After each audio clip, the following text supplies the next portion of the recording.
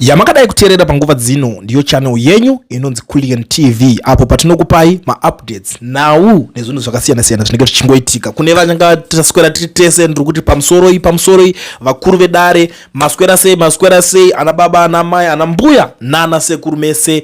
I love you so much zvekutodaro zvekutosvika pakutobhilivha pakutodidi but panapa ndauya ndine this is more like a bad news news dzamadzibaba Veshanduko. Nyaya iyi mabudiriro ari kuita vedu vega haisi kuvaraidza and haisi kufadza and I wish kuti kana muchinge muripo vane zvikwanisiro zvinokwanisa kubatsira situation iyi kuti inge ichita sei ichikwanisa kunge imbodarika pairi ipapapa.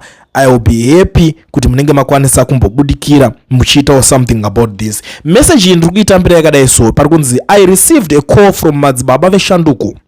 He is facing serious financial difficulties and is struggling to pay his children's school fees and provide for their basic upkeep.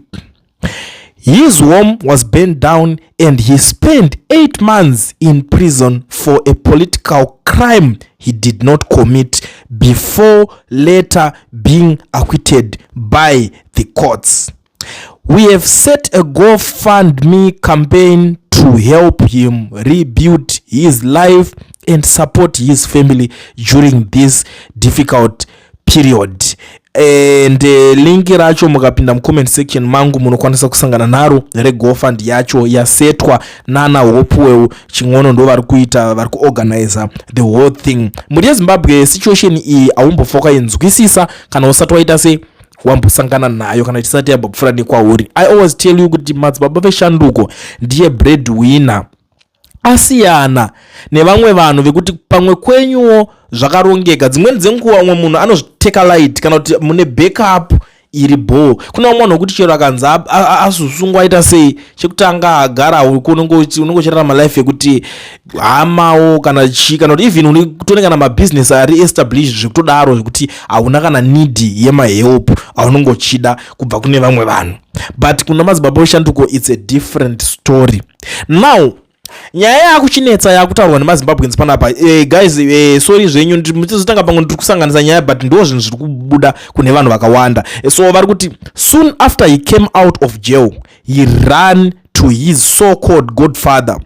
My question is why can't he assist him? I am confused. Ndo nyaya iri kutaurwa nevakawanda. Umwe ari kutogara atobuda pachena kuti I thought Nelson Chamisa covered the bills, so all he did was take photos. This guy is absolutely useless opposition leader ever in the history of Zimbabwe. Mamwe mashoko ari kubvawo kune vanhu vari kutaura nyaya iyoyi vachiona maonero avo vachiblema Nelson Chamisa. Some people are saying we will do the man he has guts that man in his leadership lack. Unofira mahara sure. Zvinorwadza kuti tinge tichitaura but zvinonetsa kuti nyaya idzi dzinge dzichitsanangurwa pamatsanangurwo ewateti chifunga because at the end of the day help inogona kuuya zvakasiyana. Tinoona uya panapa toswera tichiblema tuti ko Chamisa wacho sei asina kumubatsira. Atiziva vanhu ava tiswere navo guys. Pamwe akamubatsira atizive, pamwe malawyers acho akazomirira maybe handisi kuti malawyer akamirira akabhadharwa na Chamisa. No, that's not what I'm saying. But ndiri kuti pamwe amene ndoda kuti munzwisise the word pamwe maybe angangewo pamwe akabatsirawo hatisi kunyatsonzwisisa. I understand Madzibaba Veshanduko angoti achingobuda the first thing chakangoita kubva kwangoita sei kungomhanyira kuenda kuna advocate Nelson Chamisa achienda kunotorwa maphotos. I can't say kuti akaenda kunoassistwa anything but kuenda kunoona and I believe kuti that was his first meeting yatingatotaura ine musoro yekusanganawo na advocate Nelson Chamisa ever since kubva pakatanga kunge achiita sei vachisangana vachiitana zvavanga vachiita kungava kumhoresana or whatever zvakanga zviri kuitika ipapo. So vanhu havasi kuda kubatsira munhu direct vakutanga vamboblema umwe munhu. Ndo patiri kuda kuti tibatsirane pane pfungwa idzodzo maZimbabweans. Kublemana hakuna zvakunoshanda. Zvangofana kuti ukarwara unonongedzera kuti ningi ndiye ari kundiroya. This is the same situation. Ukangonzwa musoro watema kuti ndiningi ari kundiroya hakuna mumwe. Zvinhu izvozvo zvinhu zvinova zvinhu zvisina kunaka. Kutaurana chokwadi chakucheko. But rekedza tinzwa umwe ari kuti zvoni this is good move and we must also be a lesson to the brave cadre not to support personalities but ideas rooted on good principles, sound manifestos and collective decision made by many and not one person.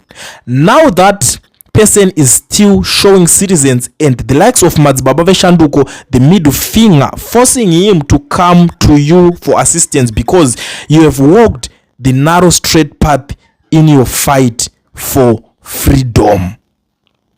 Some are saying flawless grand plan pointing truth not the book. You got we saw him taking pictures with Nelson Chamisa smiling as if things are normal.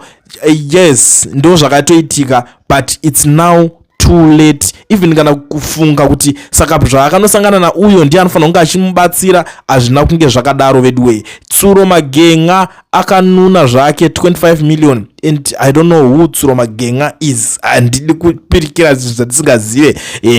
Anditi mukuzviona. But nyaya yakakosha panapa muri yeZimbabwe ndeyekuti let's help Madzibaba Veshanduko, let's help this guy. Because atingamboswere tichida kuswerera kurosta munhu. Yes, we can roast munhu the whole day, but zvobatsire chi? Ndo zvandiringotaura kuti ukarwara ubva kuti ndiningi ari kundiroya, chimbotanga wambopedza nguva yako wamhanyira kunorapwa, mozodzoka motsvaga kuti ari kukuroya ndiani. But dzimweni dzenguva pamwe unenge watongorwarawo zvitongoitikawo zvakadaro. Many people vanokwanisa kubudikira vachitaura kuti ningi ndiye afanira kunge atomubatsira, but to be very honest, ningi wacho mune mutaura anayo here mari? Iripo here mari yacho? Makamboiona here? Anayo. Nekuti chimwe chinozoitika munotanga kukombera zvigananda nevamwe vanhuwo. Because ningirikina adai so but aiwa angashaya mari yakadai so yekuti anga achimupa. Yes, because panga pane ma-accusations hanzi uya ane kasewo, hanzi ane Pliz, hanzi ane chakati, hanzi ane mine. Nyaya yemahanzi ndogara ndichida kukudzivisai muri yeZimbabwe. Ukanzwa nyaya yese inotanga nahanzi, ziva kuti 99% yenyaya iyoyo kazhinji kacho kunenge kuri kunyeba, because nyaya yese ina hanzi haisi yekutrust. Mirira from the horse's mouth wobvaona zvinhu, because vanhu vanongofungira vari kureka. Takada kugara pasi chaizvo kutarirana chokwadi chaizvo pasina kutendererana chaiko. Vakomana veopposition hapana mari iripo pepe. Trump paakadzoka pepe akanodzoka chinodira jecha zvinhu zvisizezve. Pakakatwa zvima 88 zvezviya. Mari yacho maida kuti izobva kupi mimi? Yekufanda all those things. Pane vanhu vacho zvinhu zvaya zvaifandwa kubva kare zvezvi kudhara, but ukaonawo kuti uzonzi wakushandisa yako yemuhomwe unenge wakuita zvinhu maitire ako yo ekutotraya kutomukirawo ipapo. So please, I don't want to waste much of the time ticharamba tichingotaura, because zvinotaurwa zvipere nguva inogona kutongosongopera takutongotaramba tichingodidi. Vedway, let's help Madzibaba Veshanduko. Ndapedza nemi.